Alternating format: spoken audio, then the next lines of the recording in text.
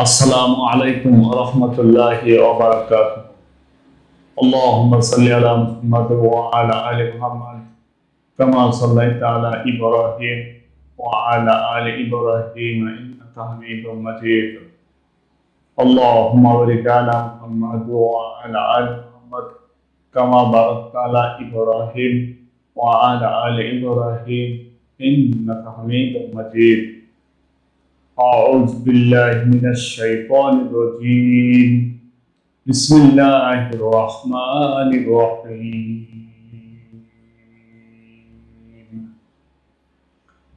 यसअलूनका अनिल अहिल्लाह कुल हिया मवाक़ीतु लिन्नासि वल हज वलैसल बिर्रु बिअन ताकुल बुयूत मिन जुहुरिहा वलाकिन्नल बिर्रा मनित्तक़ा वातुल बुयूत मिन अबवाबिहा वत्तक़ुल्लाहा लअल्लकुम तुफ्लिहून। वक़ातिलू फी सबीलिल्लाहि अल्लज़ीना युक़ातिलूनकुम वला तअतदू इन्नल्लाहा ला युहिब्बुल मुअतदीन। वक़्तुलूहुम हैसु सक़िफ़्तुमूहुम वअख़रिजूहुम मिन हैसु अख़रजूकुम वल फ़ित्नतु अशद्दु मिनल क़त्ल वला तुक़ातिलूहुम इंदल मस्जिदिल हराम हत्ता युक़ातिलूकुम फ़ीह फ़इन क़ातलूकुम फ़क़्तुलूहुम कज़ालिका जज़ाउल काफ़िरीन।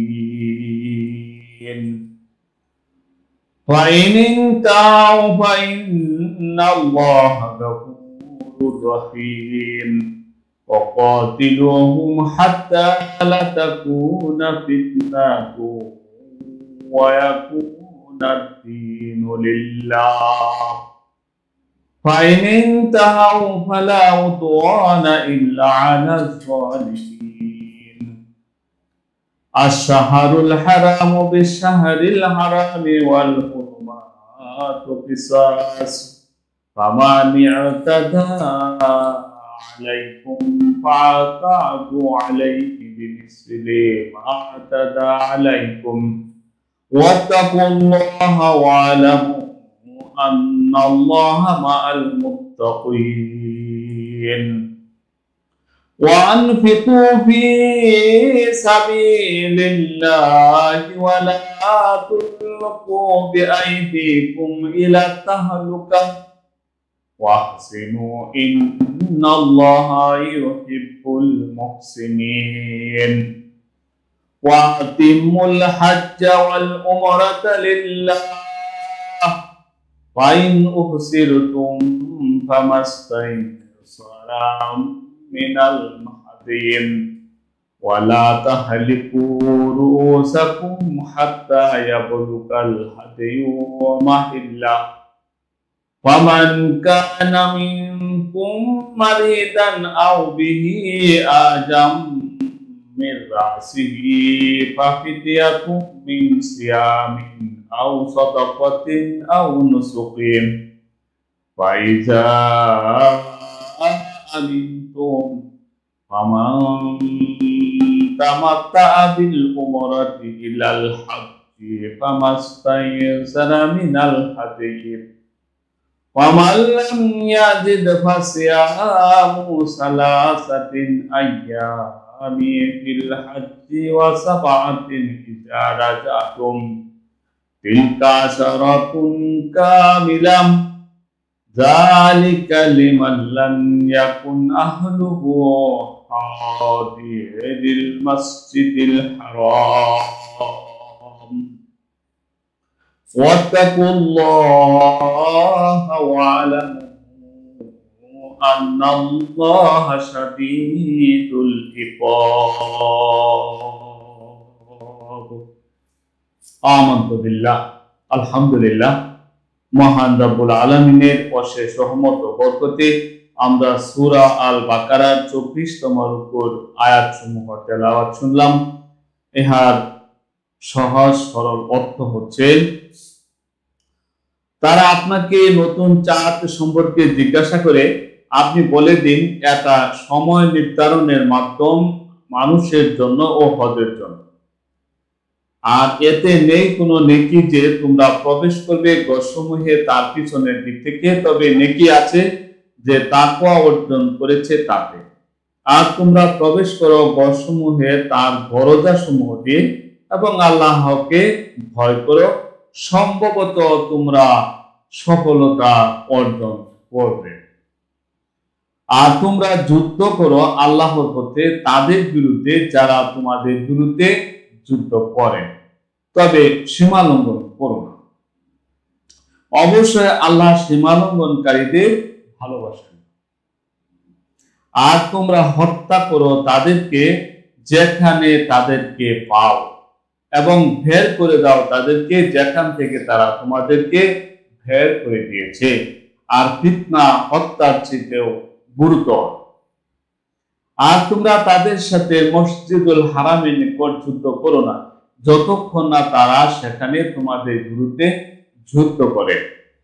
তবে তারা যদি তোমাদের বিরুদ্ধে যুদ্ধ করে তাহলে হত্যা করো তাদেরকে, এরূপই হয় কাফিরদের পরিণাম।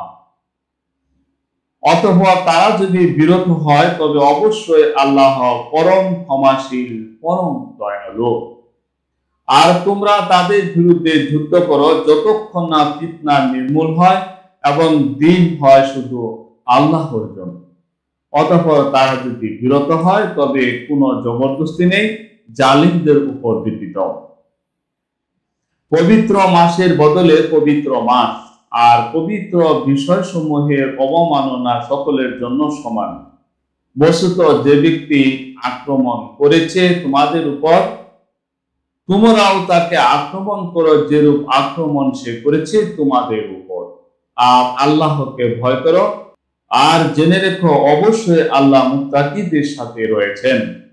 আর তোমরা আল্লাহর পথে ব্যয় করো এবং নিক্ষেপ করো না তোমরা নিজেদেরকে ধ্বংসের মধ্যে তোমাদের নিজেদের হাতে, আর মানুষের প্রতি দয়া পরবশ। নিশ্চয় আল্লাহ ভালোবাসেন অনুগ্রহকারীদেরকে। আর তোমরা আল্লাহর জন্য হজ ও উমরা পূর্ণ করো, তবে যদি তোমরা বাধাপ্রাপ্ত হও তাহলে যা সহজলভ্য হয় কুরবানির পশু থেকে তাই কুরবানি করো। আর তোমরা মুন্ডন করো না তোমাদের মাথা যতক্ষণ না পৌঁছে কুরবানির পশু তার জবেহের স্থানে। অতঃপর যে কেউ অসুস্থ হয়ে পড়ে অথবা কোনো কষ্ট থাকে তার মাথায়, তাহলে ফিদিয়া দিবে রোজা কিংবা সদাকা কিংবা কুরবানি দ্বারা। অতঃপর যখন তোমরা নিরাপদ হবে তখন তোমাদের মধ্যে যে কেউ হজ পর্যন্ত উমরার সুযোগ নিতে চায় সে যা কিছু সহজলভ্য হয় কুরবানির পশু তা কুরবানি করবে। তবে যদি কেউ তা না পায় তাহলে সে রোজা রাখবে হজের মধ্যে 3 দিন এবং 7 দিন, যখন তোমরা ফিরে আসবে, এই মোট 10 দিন। এটা তার জন্য যে আশেপাশে বসবাসকারী না হয় মসজিদুল হারামের। আর তোমরা আল্লাহকে ভয় করো, আর জেনে রেখো নিশ্চয় আল্লাহর আযাব অত্যন্ত কঠোর। আলহামদুলিল্লাহ, আমরা অত রুকুর আয়াত সমূহের সাধারণ অর্থ জানলাম। ইহার কিছু শাব্দিক শব্দের ব্যাখ্যা করব ইনশাআল্লাহ। তুফলিহুন শব্দের অর্থ হচ্ছে, এখানে আরব দেশে যেসব কুসংস্কারজনিত প্রথা প্রচলিত ছিল তার মধ্যে একটা ছিল কোনো ব্যক্তি যখন হজের ইহরাম বাঁধত তখন সে ঘরের দরজা দিয়ে ঘরে প্রবেশ করত না, বরং পিছন দিক থেকে দেওয়াল টপকে বা দেওয়ালে জানালার মতো করে বানিয়ে তার মধ্য দিয়ে ঘরে প্রবেশ করত। অত্র আয়াতে শুধুমাত্র এর প্রথা প্রতিবাদই করা হয়নি, বরং সব ধরনের কুসংস্কারজনিত প্রথার মূলে এ বলে কুঠারাঘাত হানা হয়েছে যে নেকি বা পুণ্য মূলত আল্লাহ ভীতি এবং আল্লাহর বিধানসমূহের বিরুদ্ধাচরণ থেকে বিরত থাকতে নিহিত। এসব অর্থহীন প্রথার সাথে সওয়াবের কোনো সম্পর্ক নেই, যা শুধুমাত্র বাপ দাদার অন্ধ অনুসরণের বশবর্তী হয়ে পালিত হচ্ছে। যারা আল্লাহর পথে তোমাদের গতিরোধ করে দাঁড়ায় এবং এই কারণে তোমাদের দুশমনে পরিণত হয়, কেননা তোমরা আল্লাহ প্রদত্ত হেদায়েত অনুসরণ করে তোমাদের জীবন করতে চাও, আর তারা তোমাদের এর সংস্কার সংশোধনের কার্যক্রমের প্রতিবন্ধকতার জুলুম অত্যাচার ও শক্তি প্রয়োগ করো, তাদের বিরুদ্ধে তোমরা যুদ্ধ করো। মুসলমানরা ইতিপূর্বে যখন দুর্বল ও বিক্ষিপ্ত ছিল, তখন তাদেরকে শুধুমাত্র ইসলাম প্রচারের নির্দেশ দেওয়া হয়েছিল। বিরুদ্ধবাদীদের জুলুম নির্যাতনে সবর করার নির্দেশ প্রদান করা হয়েছিল। অতঃপর যখন মদিনায় তাদের একটা ছোট্ট রাষ্ট্র প্রতিষ্ঠিত হলো, তখন এই প্রথমবার তাদেরকে হুকুম দেওয়া হচ্ছে যে যারাই এর সংস্কারমূলক কার্যক্রমের বিরুদ্ধে সশস্ত্র প্রতিরোধ গড়ে তুলে, তাদের অস্ত্রের জবাব অস্ত্রের মাধ্যমে দাও। এরপরই বদর যুদ্ধ সংঘটিত হয় এবং একের পর এক যুদ্ধ বিগ্রহ সংঘটিত হতে থাকে। আল্লাহ সীমালঙ্ঘনকারীদের ভালোবাসেন না, অর্থাৎ তোমাদের যুদ্ধ বিগ্রহ তো পার্থিব স্বার্থ লাভের উদ্দেশ্যে হবে না। তোমরা এমন লোকের উপর হাত উঠাবে না যারা দ্বীনের হকে বিরোধিতা করেন, আর তোমরা যুদ্ধ বিগ্রহে জাহেলি যুগের পদ্ধতি অনুসরণ করবে না। নারী, শিশু, বৃদ্ধ, আহত ব্যক্তির উপর হাত উঠানো, শত্রুপক্ষে নিহতের লাশ বিকৃত করা, ফসল ও গবাদি পশুকে নিরর্থক ধ্বংস করা এবং অন্যান্য যাবতীয় জুলুম নির্যাতন ও বর্বরতামূলক কর্মকাণ্ড সীমালঙ্ঘনের অন্তর্ভুক্ত। ফসল ও গবাদি পশুকে নিরর্থক ধ্বংস করা এবং অন্যান্য যাবতীয় জুলুম নির্যাতন ও বর্বরতামূলক কর্মকাণ্ড সীমালঙ্ঘনের অন্তর্ভুক্ত। হাদিসে এসব কার্যক্রমের বিরুদ্ধে নিষেধাজ্ঞা এসেছে। আয়াতের মর্মার্থ এই যে শক্তির প্রয়োগ তখনই করা হবে যখন তা অপরিহার্য হয়ে পড়ে, আর তা ততটুকু করা হবে যতটুকু সেখানে প্রয়োজন হবে। আসাধ্য মিনাল কাতলি শব্দের ব্যাখ্যা এখানে যে ফিতনা শব্দটির অর্থ তাই, যা ইংরেজি পারসিকিউশন শব্দ দ্বারা বোঝানো হয়ে থাকে, অর্থাৎ কোন ব্যক্তি বা দলকে নিছক এ কারণে নির্যাতনের লক্ষ্যবস্তু বানানো যে সেই ব্যক্তি বা দলটি সমসাময়িক মতবাদ ও চিন্তা চেতনার পরিবর্তে অন্য মতবাদ ও চিন্তা চেতনাকে সত্য বলে গ্রহণ করেছে এবং আলোচনা, সমালোচনা ও প্রচার প্রপাগান্ডার মাধ্যমে সমসাময়িক মতবাদ ও চিন্তা চেতনাকে পরিশুদ্ধ করার চেষ্টা চালাচ্ছে। অত আয়াতের মূল কথা হলো, মানুষকে হত্যা করা নিঃসন্দেহে একটা জঘন্য অপরাধ, কিন্তু কোন গোষ্ঠী বা দল যখন জোরপূর্বক নিজস্ব মতবাদ ও চিন্তা চেতনাকে অন্যদের উপর চাপিয়ে দেয় এবং মানুষকে সত্য গ্রহণ করা থেকে জোরপূর্বক বাধা দেয়, তখন সেই দল বা গোষ্ঠী হত্যার চেয়েও জঘন্য অপরাধ সংগঠন করে। এ ধরনের গোষ্ঠী বা দলকে অস্ত্রের মাধ্যমে পথ থেকে সরিয়ে দেওয়া নিঃসন্দেহে বৈধ ও ন্যায়সঙ্গত। সকলের জন্য সমান। আরববাসীদের মধ্যে হযরত ইব্রাহিম আলাইহিস সালামের সময় থেকে এই নিয়ম চলে আসছিল যে জিলকাদ, জিলহজ ও মুহররম এই তিনটি মাস হজের জন্য নির্দিষ্ট ছিল এবং রজব মাসও ছিল উমরার জন্য নির্দিষ্ট। এই 4 মাসে যুদ্ধ, বিগ্রহ, হত্যা, লুণ্ঠন ও রাহাজানি ইত্যাদি কার্যক্রম নিষিদ্ধ ছিল, যাতে কাবার জিয়ারতকারীগণ নিরাপত্তার সাথে নিশ্চিন্তে আল্লাহর ঘর পর্যন্ত পৌঁছতে পারে এবং নিরাপদে নিজেদের বাসস্থানে ফিরে যেতে পারে। এর উপর ভিত্তি করেই এই মাসগুলোকে হারাম মাস বলা হয়, অর্থাৎ মর্যাদাপূর্ণ মাস। এখানে আয়াতের অর্থ হচ্ছে হারাম মাসগুলোর মর্যাদা কাফেররাও বুঝে এবং মুসলমানরাও বুঝে। সুতরাং এতদূর সত্ত্বেও কাফেরেরা এই মাসগুলোর মর্যাদার পরোয়া না করে যদি কোনো হারাম মাসে মুসলমানদের উপর আক্রমণ করে বসে, তাহলে মুসলমানরাও ন্যায়সঙ্গতভাবে তার প্রতিশোধ করতে পারবে। ইন্নাল্লাহা ইউহিব্বুল মুহসিনিন, অর্থাৎ অত আয়াতের উদ্দেশ্য এই যে যদি তোমরা আল্লাহর দ্বীনকে বিজয়ী করার জন্য নিজেদের সম্পদ ব্যয় করতে কুণ্ঠাবোধ করো, এবং তার বিপরীতে নিজেদের পার্থিব স্বার্থকে বড় করে দেখো, তাহলে তোমাদের এরূপ ভূমিকা পৃথিবীতেও তোমাদের ধ্বংসের কারণ হবে। আর আখিরাতে তো এ কাজের জন্য কঠোর পরিণতি তোমাদের জন্য অপেক্ষা করছে। পৃথিবীতে তোমরা কাফিরদের পদানত হয়ে নিকৃষ্ট পরাধীন জীবনযাপন করবে, আর আখিরাতে আল্লাহর নিকট জবাবদিহির মুখোমুখি হতে হবে।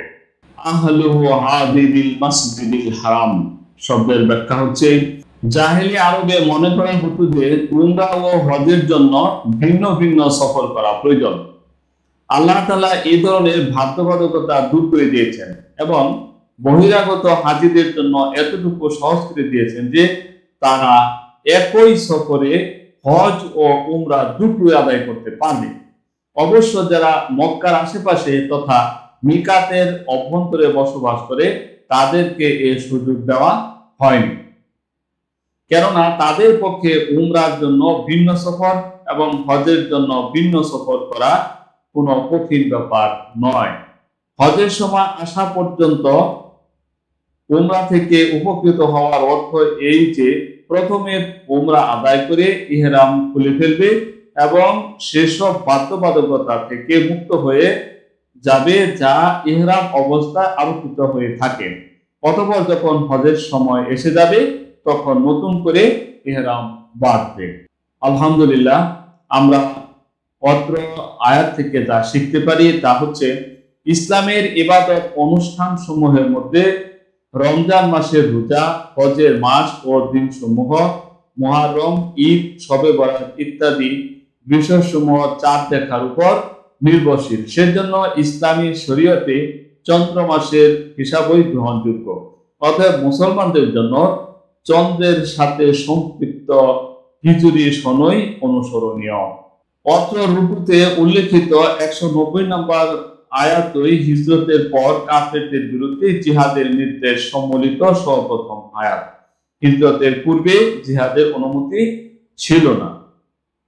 মক্কার হারামের এলাকায় মানুষ তো দূরের কথা, কোনো জীব জন্তু হত্যা করা জায়েজ নয়, কিন্তু যদি কেউ অপরকে হত্যা করার জন্য প্রবৃত্ত হয় তবে তার প্রতিরোধ করার জন্য যুদ্ধ করা জায়েজ আছে।